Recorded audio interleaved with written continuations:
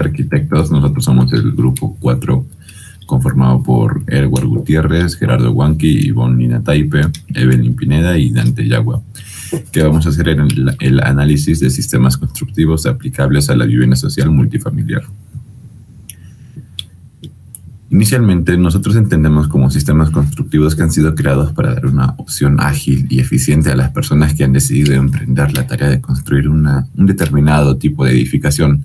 Es por ello que consideramos importante definir una o varias opciones de sistemas constructivos para nuestro tema taller 5, que es la vivienda multifamiliar en la zona de residencia media. Con el sistema correcto se potenciaría sus propias cualidades como la infraestructura, la viabilidad económica, el proceso constructivo e inclusive la sostenibilidad ecológica. Esta es nuestra tabla de contenidos. En cuanto al capítulo 1, tenemos lo que es la revisión de la literatura. Entendemos entonces como vivienda social multifamiliar que según el Reglamento Nacional de Edificaciones se define como una edificación independiente o parte de una edificación multifamiliar compuesta por ambientes para el uso de una o varias personas, capaz de satisfacer sus necesidades de dormir, comer, cocinar, asear y entre otras. Y de este modo la vivienda puede ser definida como el espacio donde la interacción familiar construye afectos y dirime conflictos y elabora identidades individuales y colectivas. Y bueno, la vivienda de mediana densidad hace referencia a una categoría de desarrollo residencial que se encuentra entre viviendas suburbanas, independientes y grandes edificios de varios pisos. Los estudiosos han encontrado que la vivienda de densidad media oscila entre 25 y 80 viviendas por hectárea, aunque lo común viene a ser entre 30 y 40 viviendas por hectárea. Bueno, y el sistema constructivo, podemos definir a un sistema constructivo como el conjunto de pasos o fases integrados por unidades y elementos ejecutados con determinados materiales relacionados entre sí, que pueden poseer una misión constructiva común, que podría ser entre estructura, encerramiento, acondicionamiento y decoración. Y bueno, ahora tenemos lo que vendría a ser el sistema constructivo convencional o tradicional, que se entiende por sistema constructivo convencional, al que está compuesto por estructuras de paredes portantes, que son los ladrillos, piedra o bloques u hormigón armado, así como también revoques interiores, instalaciones de tuberías metálicas o plásticas. Y en lo que vendría a ser el sistema constructivo no convencional, pues se trata de un esquema de construcción que, mediante la adecuada planeación de las tareas y presupuesto, y una selección específica de equipos y de materiales, puede generarse elevados rendimientos de obra y optimizar recursos sin afectar las condiciones económicas y la generación de empleo.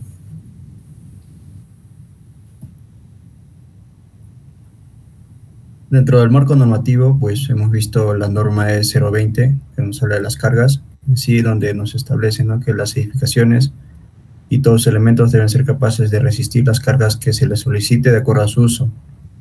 Es así que tienen conceptos como la carga muerta y la carga viva, en donde la carga muerta es el peso, ¿no?, de los materiales y dispositivos de servicios, tabiques y equipos. Y la carga viva vendría a ser ya el peso generado por los ocupantes, muebles y algunos elementos móviles.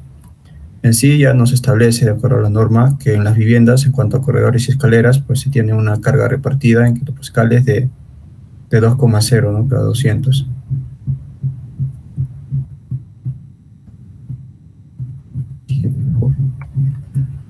Dentro del marco normativo tenemos observado la norma E030, que es de diseño sismo resistente, en la cual se tiene que también tomar en cuenta la ubicación geográfica, ¿no?, ya que de acuerdo a las zonas que han sido determinadas ya por un estudio en cuanto a la sismicidad, pues encontramos que la parte de Arequipa, ¿no?, donde se ubica Cerro Colorado, pues está dentro de una zona 3, en donde la Z es de 0,35.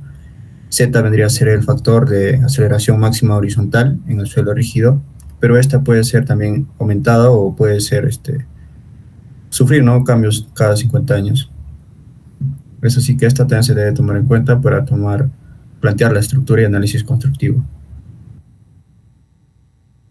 También hemos visto la norma de 110 del confort térmico y lumínico con eficiencia energética, en donde también nos hablan sobre la ubicación, ¿no?, geográfica, en la cual se tiene que velar, ¿no?, por los estándares de confort ambiental.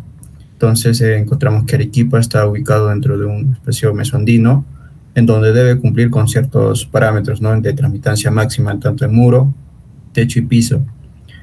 Tal como se establece, el mesoandino, en tanto en el muro, debe cumplir con una transmitancia máxima de 2,36, en el techo de 2,21 y en el piso de 2,63. Estos ya son estándares que nosotros debemos de tratar de ser mejores, ¿no?, y no pasar esto. Y ello va a basarse el análisis.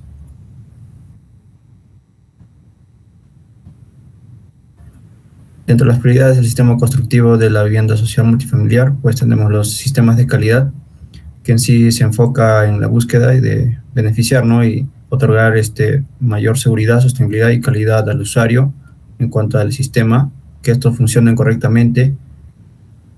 En cuanto a la viabilidad económica, pues se tiene en cuenta mucho el límite económico, ¿no?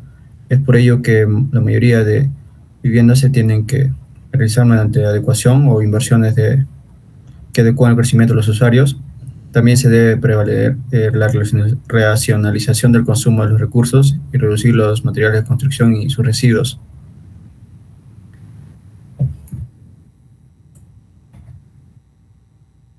Dentro de las prioridades del sistema también podemos ver el proceso constructivo.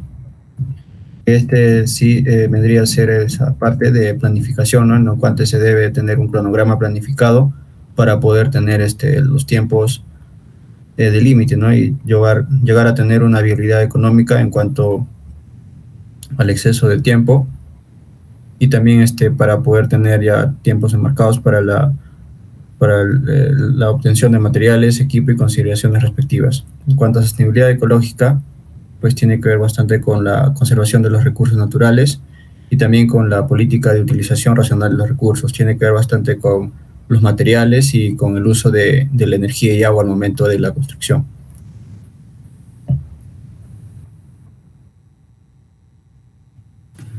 Una de las experiencias confiables que tenemos es la de vivienda de interés social multifamiliar en Piedecuesta. Este proyecto se ubica en el área metropolitana de Bucaramanga, Piedecuesta, en donde se realiza un proyecto multifamiliar de vivienda de interés social. En este lugar se ha venido desarrollando un área de expansión urbana hacia el sur, y se evidencia que el problema de la vivienda se origina en la cantidad de pobreza de la población. Se tiene en cuenta también pues que esta zona urbana genera las condiciones ideales para desarrollar un proyecto de vivienda de interés social. Se tiene en cuenta un marco referencial en el que se habla sobre el contexto urbano del área a intervenir. Se realizan estudios de factores climáticos, flora y fauna, y además de ello perfiles viales de la zona. Luego vemos el sistema constructivo. En este proyecto, por cuestiones de aprovechamiento de espacios y eficiencia, se plantea construir tanta área como sea permitido. Para esto es necesario un sistema industrializado que permita la ejecución del proyecto en corto tiempo y bajos costos. Este sistema industrializado nos permite lograr en obra velocidad de construcción, exactitud en los tiempos de producción, mayor eficiencia, precisión dimensional y altos estándares de acabado. También en la organización y la planeación de los proyectos, planeación financiera acorde al ciclo de negocio y una buena coordinación de actividades. En cuanto a los costos, podemos tener un mayor y mejor control de materiales, eliminación de tiempos muertos y uso de mano de obra no especializada. Algunas ventajas que tiene es producción en masa, lo cual lo convierte en un material más económico, comportamiento estructural, ideal para edificaciones hasta de 2 pisos, no requiere mano de obra calificada, es de fácil ejecución, fácil modulación y retícula del diseño.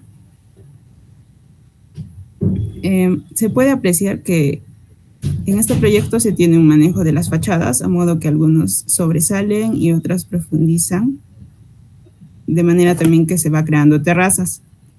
El proyecto tiene la intención de integrar espacial y socialmente a los pobladores, ya que cuentan con accesos que hace que le dé vida a los espacios públicos y su contexto. Además que crea espacios de comunicación que permitan la libre circulación peatonal.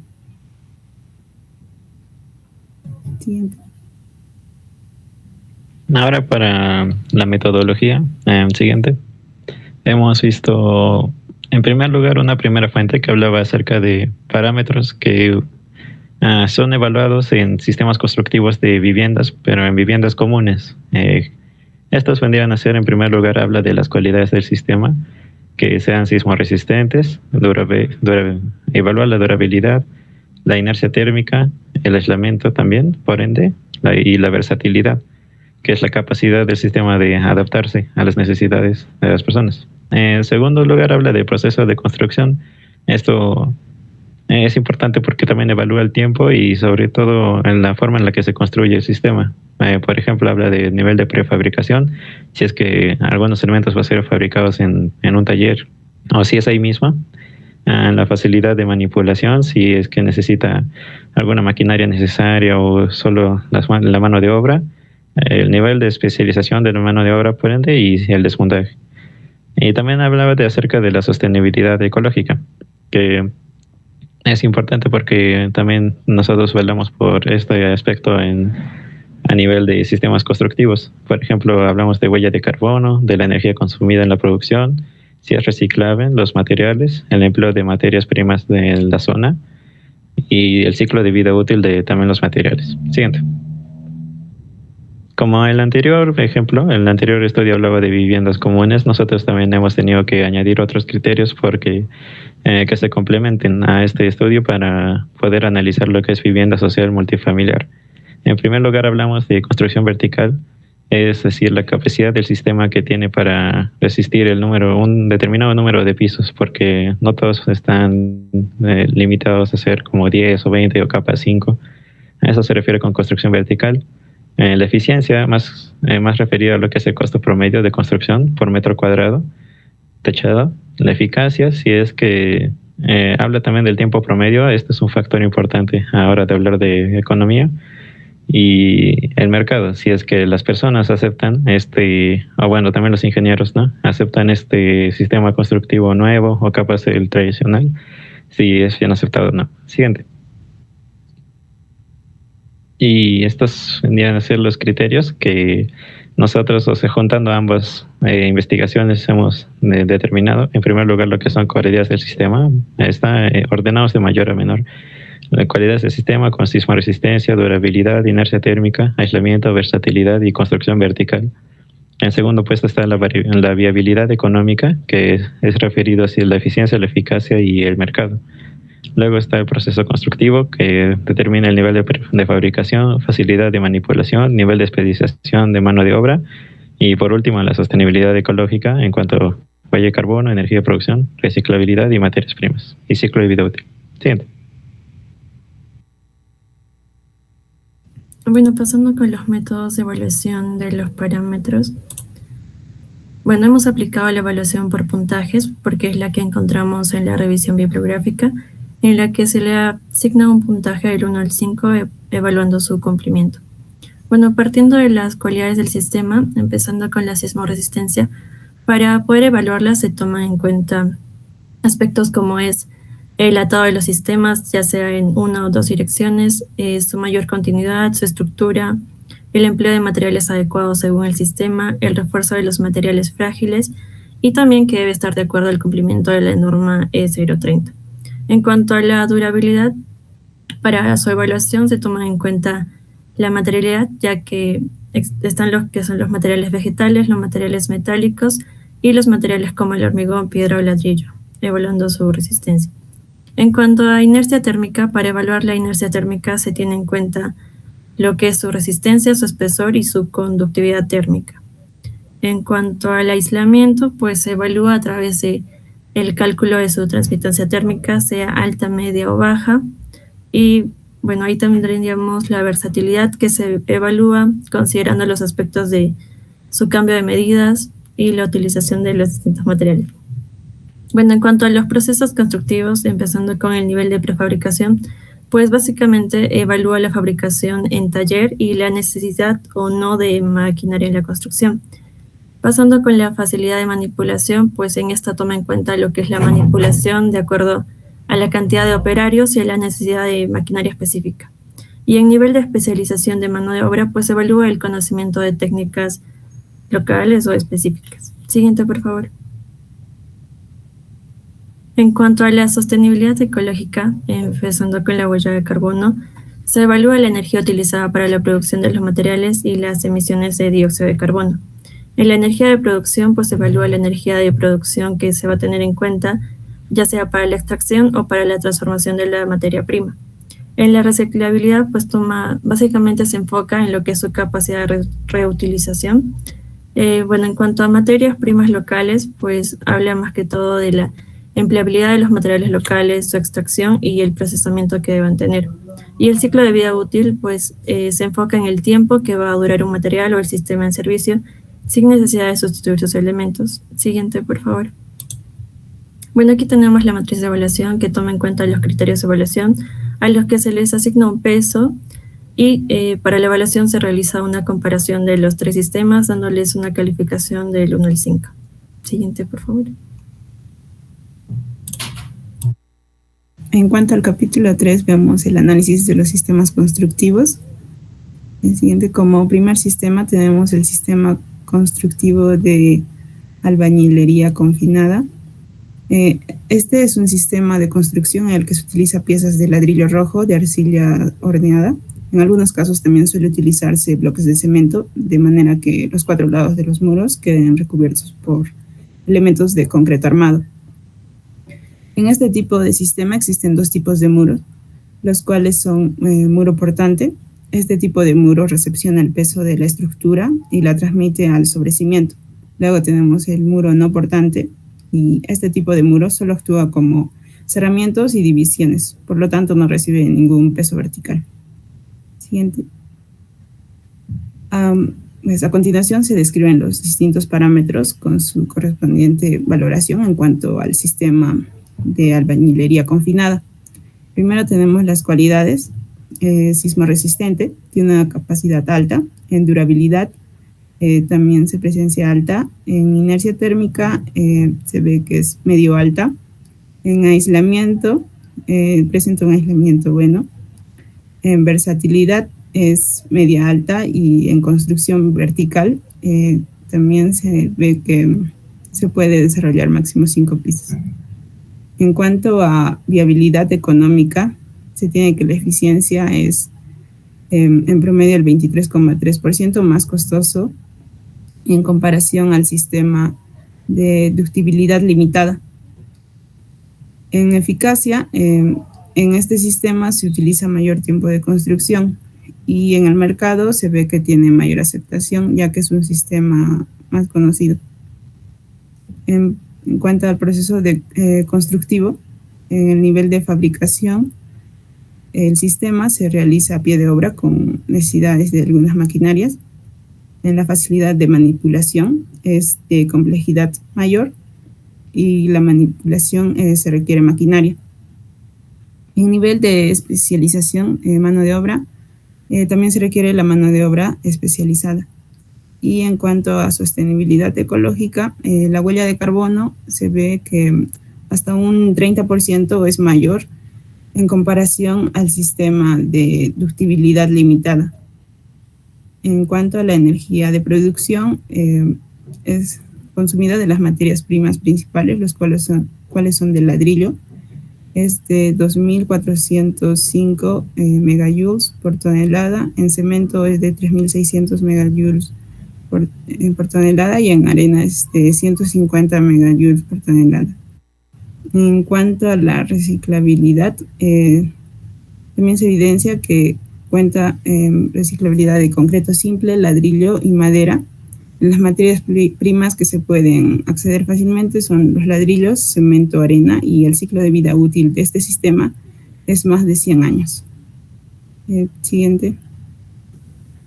En cuanto al sistema constructivo de utilidad limitada, este sistema es base a muros estructurales de concreto armado, Una sola capa de acero de refuerzo se caracteriza por tener resistencia sísmica y cargas de gravedad en ambas direcciones. Está dada por dichos muros estructurales que no pueden desarrollar desplazamientos inerelásticos importantes.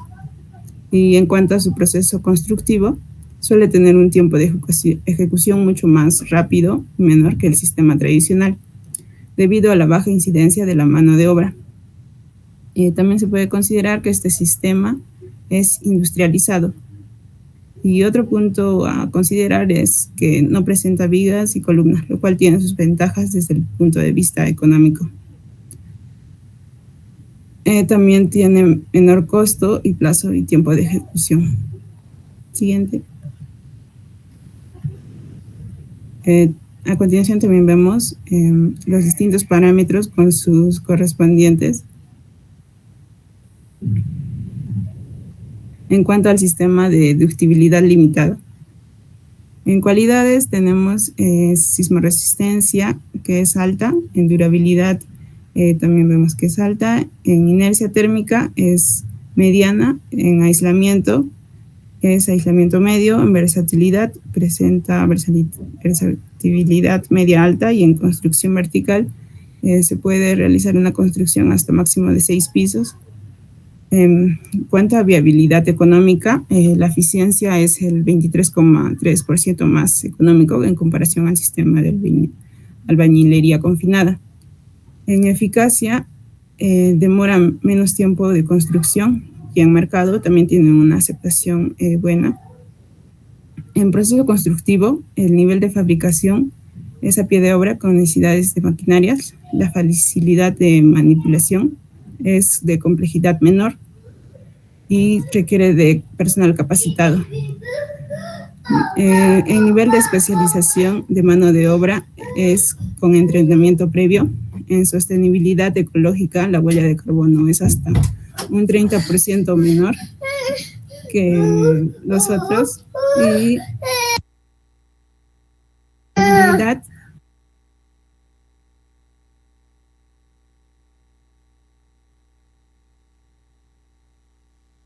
Esperemos un momentito.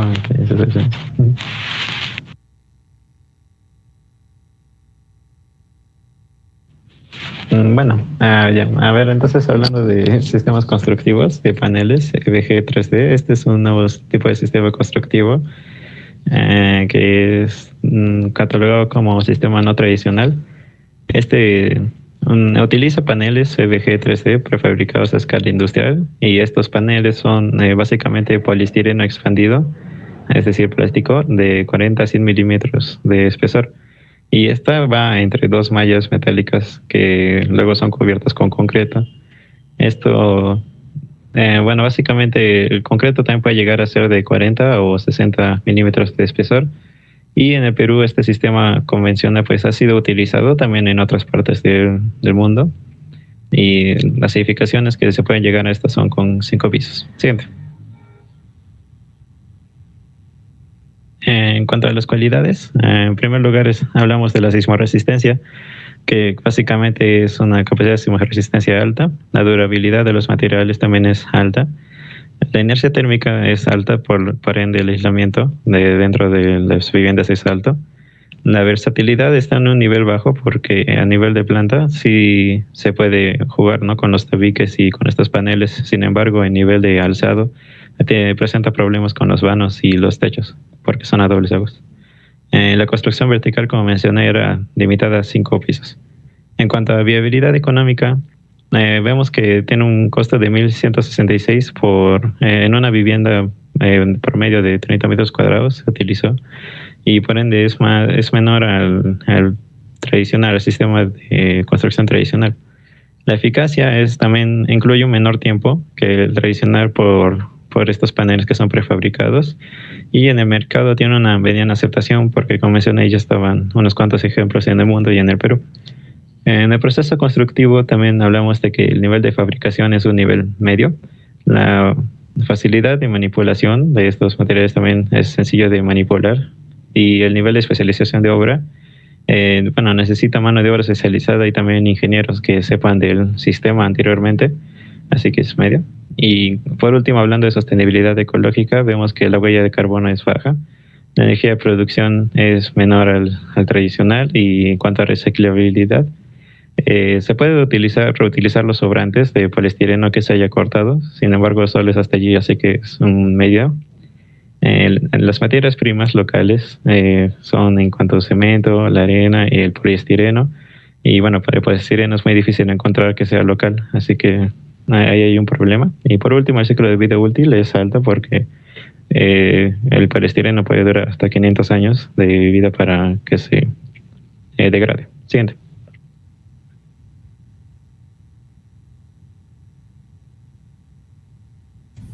Bueno, pasando con el capítulo 4 de análisis de resultados y conclusiones. Siguiente, por favor.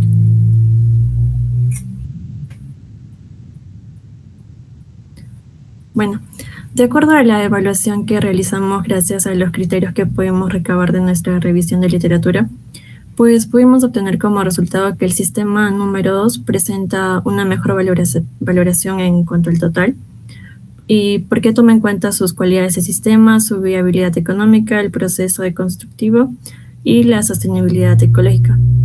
Pero ya, o sea, partiendo de cada aspecto, hay una variedad en cuanto al que está mejor calificado. En cualidades, pues el sistema número 3 es el que mejor presenta calificación, ya que evalúa su sismoresistencia, su durabilidad, su inercia térmica, su aislamiento, su versatilidad y su construcción vertical. En cuanto al aspecto de viabilidad económica, el que más resalta es el sistema número 3, ya que consideramos su eficacia, su eficiencia y su mercado. Y en cuanto al aspecto del proceso constructivo, el sistema número 2 es el que presenta mayor puntaje, porque consideramos su nivel de fabricación, su facilidad de manipulación y su nivel de especialización de mano de obra. Y por último, en el aspecto de sostenibilidad económica, pues podemos ver que el que mayor resalta es el sistema número 3, ya que considera su huella de carbono, la energía de producción, la reciclabilidad, los materiales primarios locales y su ciclo de vida útil. Siguiente, por favor.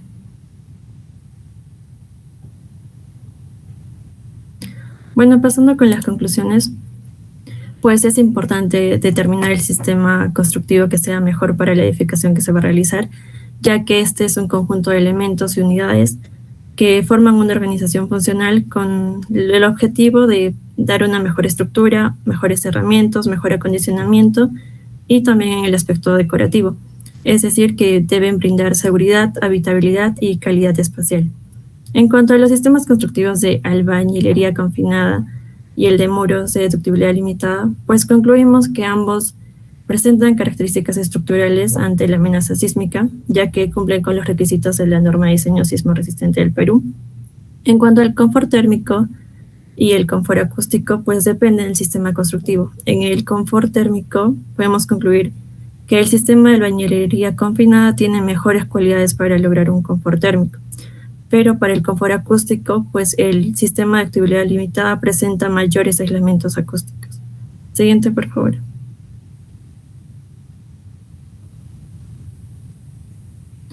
En cuanto a las recomendaciones, dándole un mayor enfoque al sistema de albañilería confinada y el sistema de ductibilidad limitada, pues en general ambos proyectos van a ayudar a cubrir la demanda de vivienda en las provincias de Arequipa, pero se sugiere tomar en cuenta su variación de costo, ya que ambos sistemas tienen beneficios distintos, siendo uno de los principales pues las áreas reducidas que produce utilizar el sistema de albañilería confinada, mientras que para los muros de ductibilidad limitada, pues las áreas se incrementan, ya que utilizan muros mucho más delgados.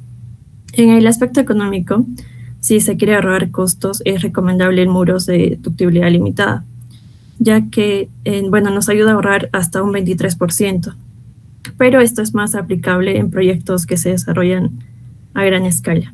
Y se sugiere también tener siempre en cuenta que ambos sistemas estructurales cumplen con los parámetros de seguridad, pero en esencia siempre se debe buscar la utilidad y la economía de la estructura. Siguiente. Bueno, eso sería todo. Gracias. Gracias.